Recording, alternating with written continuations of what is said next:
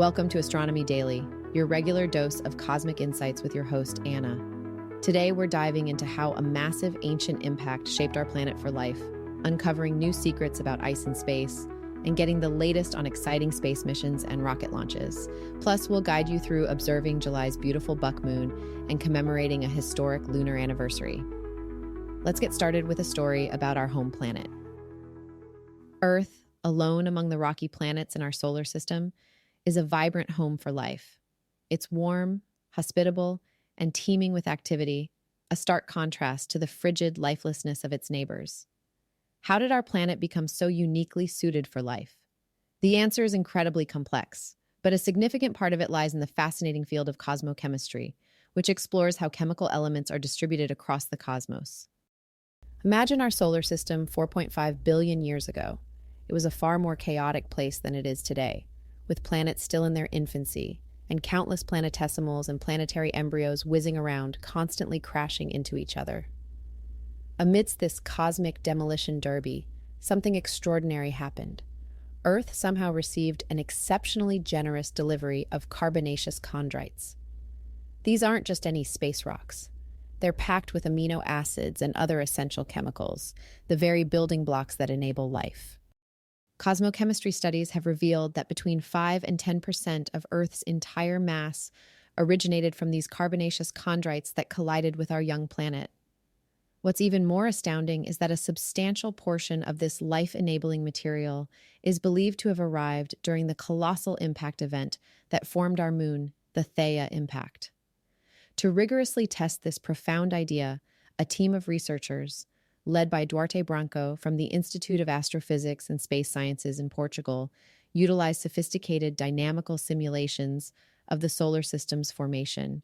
Their groundbreaking work, titled Dynamical Origin of Theia, the Last Giant Impactor on Earth, is set to be published in the journal Icarus. In cosmochemistry, a critical distinction is made between carbonaceous chondrites, or CCs, and non-carbonaceous meteorites, NCs. This effectively divides the solar system's meteorite population into two distinct material reservoirs. CCs formed much farther from the Sun, likely beyond Jupiter, and are rich in volatiles like water and organic compounds. NCs, on the other hand, include things like iron meteorites and contain far fewer volatile elements. The core question for the researchers was whether Theia could have delivered these crucial CCs and volatiles to early Earth. To investigate this, the team ran detailed N-body simulations focusing on the later stages of terrestrial planet growth, specifically after the solar system's gaseous disk had dissipated.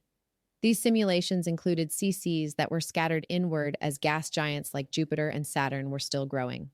The researchers explored three main scenarios, one with only small CC objects, or planetesimals, another with only large CC objects, or planetary embryos, and a mixed scenario that included both. A subset of these simulations also factored in the giant planet dynamical instability, better known as the NICE model in astronomy. This model describes how the giant planets shifted their orbits from their initial formation positions.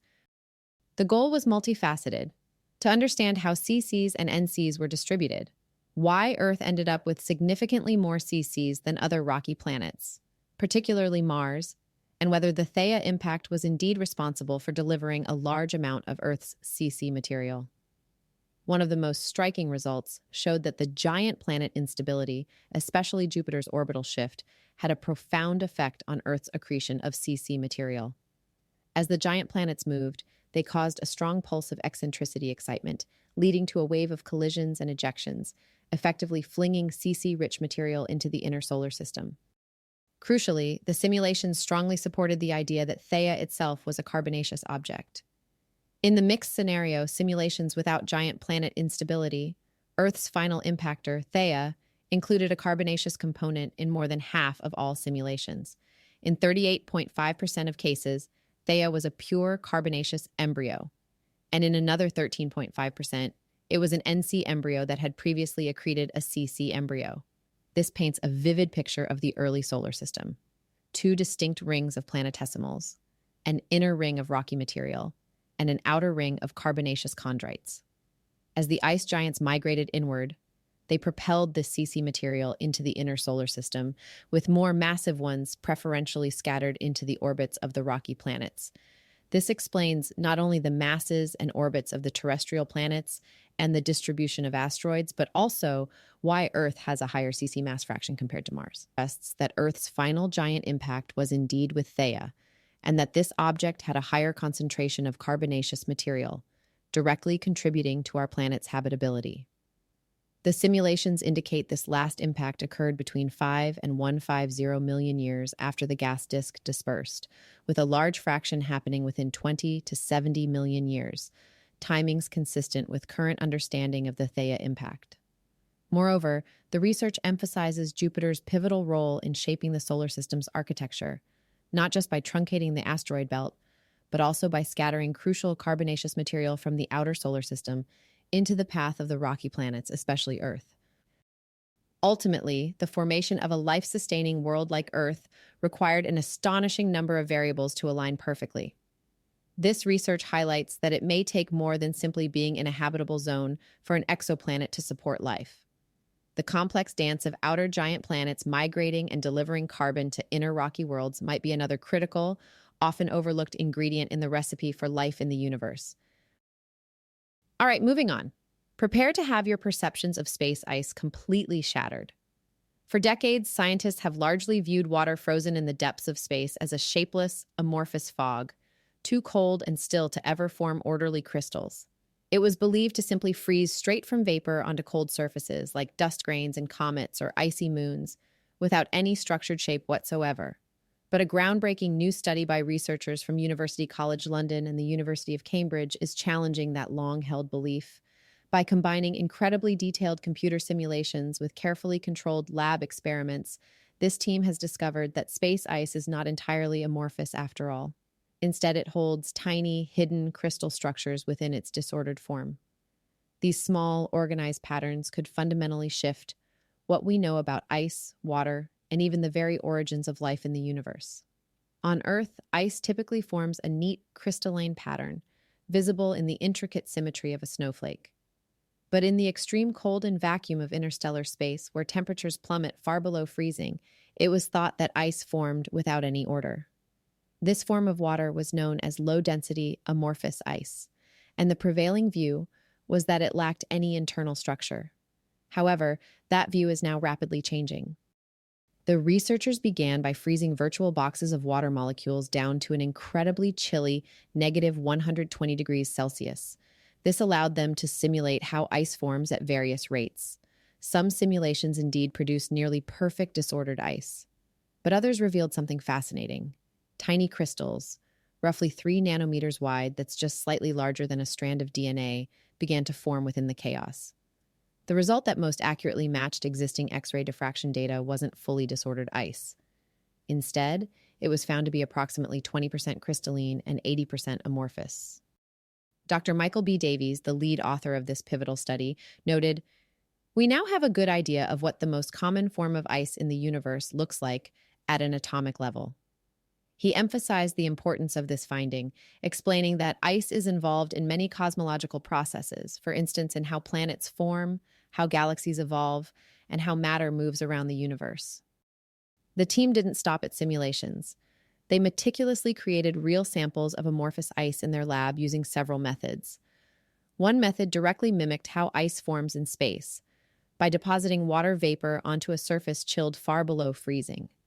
Another involved crushing normal ice at very low temperatures to produce high-density amorphous ice. After creating both types, the researchers carefully warmed the samples, allowing crystals to develop. Here's where it got even more interesting. They observed that each sample produced a different crystal pattern once it warmed. This was a critical observation.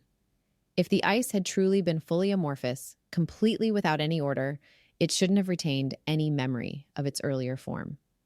But because it did, the scientists concluded that even space ice, despite its seemingly shapeless appearance, retains some hidden structure within.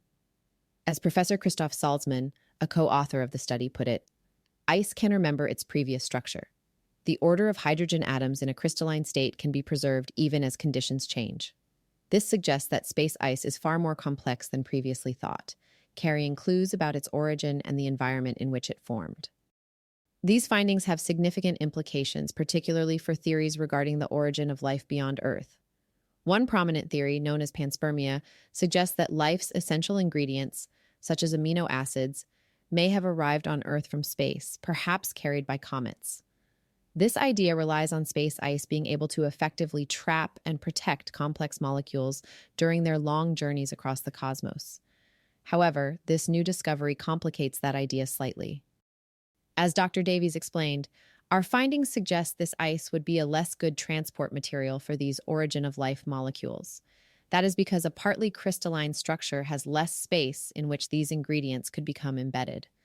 While this might weaken the panspermia argument slightly, it doesn't rule it out entirely.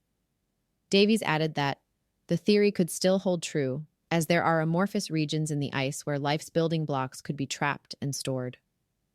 Ultimately, these results provide a more realistic picture of the conditions life's precursors might encounter while traveling through the vast emptiness of space.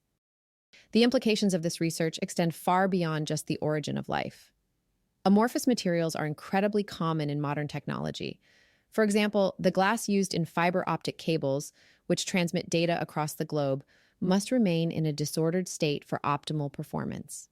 If these materials contain tiny, hidden crystals that could affect their performance, understanding how to remove them could lead to significant advancements and better technology. Professor Saltzman also highlighted this, stating, "Our results also raise questions about amorphous materials in general. These materials have important uses in much advanced technology. If they do contain tiny crystals and we can remove them, this will improve their performance.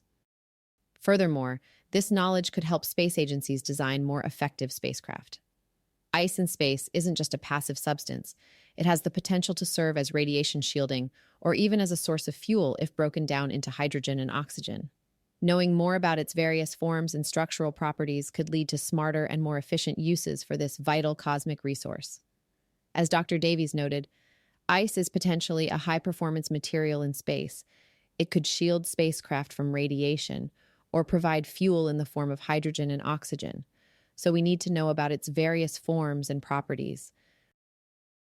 Next up today, let's take a look at launch plans.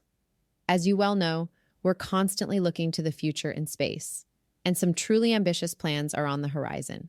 Chinese scientists have put forward a fascinating proposal for the country's very first ice giant mission. Their goal is to launch a radioisotope-powered spacecraft by 2033, destined to orbit Neptune and conduct an in-depth study of its mysterious moon, Triton. This mission promises to shed new light on one of the most distant and least understood worlds in our solar system. Closer to home, it's been a bustling period for rocket launches, even in what was described as a quiet week for orbital flights. SpaceX recently achieved a monumental milestone, completing the 500th orbital flight of its workhorse Falcon 9 rocket. This incredible feat was part of their Starlink Group 1028 mission, which lifted off from Cape Canaveral Space Force Station. The Falcon 9 has certainly earned its reputation, celebrating over 15 years since its inaugural flight in June 2010. This 500th launch saw booster B-1077 make its 22nd flight, a testament to the reusability pioneered by SpaceX, with the booster aiming for its 490th recovery attempt on the drone ship, a shortfall of gravitas. In late June, SpaceX also set new records with back-to-back launches from Florida and California, marking their 80th and 81st Falcon missions of the year. They even achieved a new pad turnaround record of just over 56 hours at Space Launch Complex 40. This relentless pace has contributed to a significant increase in global launch cadence, with 142 orbital launches worldwide in the first half of the year, a 16% jump compared to 2024.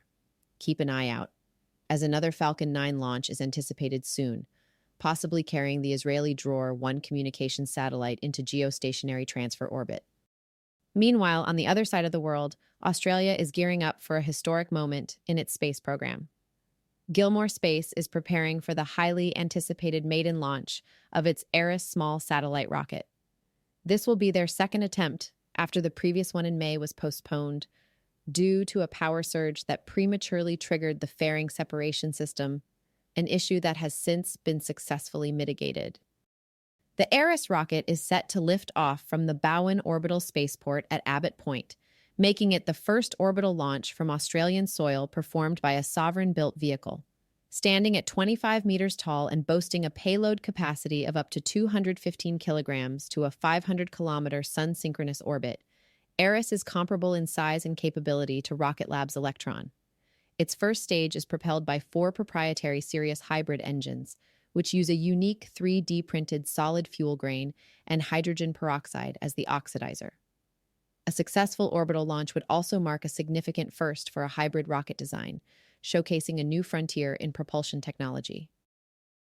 Now let's turn our gaze to the night sky, because July 2025 promises a spectacular lunar event.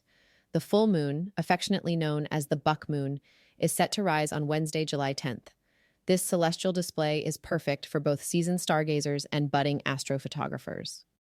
A full moon occurs when our moon is perfectly positioned opposite the sun in the sky, allowing it to appear completely illuminated from our perspective here on Earth. The buck moon gets its evocative name from the time of year in North America when male deer, or bucks, are actively growing out their impressive antlers. It's also sometimes referred to as the thunder moon, a nod to the frequent summer storms that rumble across parts of the U.S. in July. This year, the buck moon holds another distinction. It arrives less than a week after Earth reaches aphelion, its farthest point from the sun in its orbit, making it the most distant full moon from the sun in 2025. While the moon technically reaches its fullest phase at 4:36 p.m. Eastern Daylight Time, or 2036 GMT on July 10th, it won't be visible to us until it rises above the southern horizon at sunset in your local time zone. For instance, if you're in New York City, you can expect moonrise around 8:53 p.m. local time. Remember that exact timings for moon phases can vary depending on your location, so it's always a good idea to check a trusted website like inthesky.org or timeanddate.com for precise local timings. You might notice something particularly striking about July's full moon. It will appear exceptionally low in the sky after sunset. This phenomenon is largely due to its proximity to the summer solstice, the time when the sun is at its highest point in the daytime sky. Consequently, the moon tracks a correspondingly low path through the night. This effect is even more pronounced in 2025 thanks to a fascinating occurrence known as a major lunar standstill. This happens approximately every 18.6 years, when the sun's gravity influences the moon's tilted orbit, pushing it to its most extreme inclination relative to Earth's celestial equator. This orbital dance causes the moon to appear either exceptionally high or, as in this case, notably low in our sky, depending on the time of year. As you observe the buck moon, especially in the hours following moonrise on July 10th, you might experience a common optical illusion, the moon illusion. This is when the lunar disk appears larger than it actually is when it's positioned close to the horizon. Our brains, for reasons still debated by scientists, trick us into thinking it's bigger than it appears when directly overhead, even though its actual size in the night sky remains constant. You might also notice the buck moon take on a beautiful golden or reddish hue shortly after it rises. This warm coloration is caused by Rayleigh scattering, the very same atmospheric effect that paints our sunsets and sunrises with vibrant colors. When the moonlight reflected off the moon's surface travels through more of Earth's atmosphere to reach us at the horizon, the shorter, bluer wavelengths of light are scattered away, allowing the longer, redder wavelengths to pass through more directly. Beyond the enchanting display of the buck moon, this month also marks a significant anniversary in human spaceflight history, the 56th anniversary of the Apollo 11 moon landing. On July 20th, 1969, Neil Armstrong and Buzz Aldrin became the first humans to walk on the moon, while Michael Collins expertly orbited above. To commemorate this incredible achievement, we invite you to try and locate the 6 historic Apollo-era landing sites on the lunar surface. With the naked eye, you can often spot the general region visited by each Apollo mission. But if you have access to a 6-inch telescope, it will greatly enhance your viewing experience, helping to reveal finer details in the rugged moonscapes and smooth lunar seas surrounding each of these historic zones. It's a wonderful way to connect with a pivotal moment in our shared human journey of exploration. That's all for this episode of Astronomy Daily. We hope you enjoyed our journey through cosmic origins, the secrets of space ice, and the latest in space exploration and sky watching. A quick reminder before I log off. Visit astronomydaily.io to sign up for our free daily newsletter and explore all our back episodes. Remember to subscribe to Astronomy Daily on Apple Podcasts, Spotify, YouTube, or wherever you get your podcasts. Until tomorrow, this is Anna reminding you to keep looking up and marveling at our wonderful universe.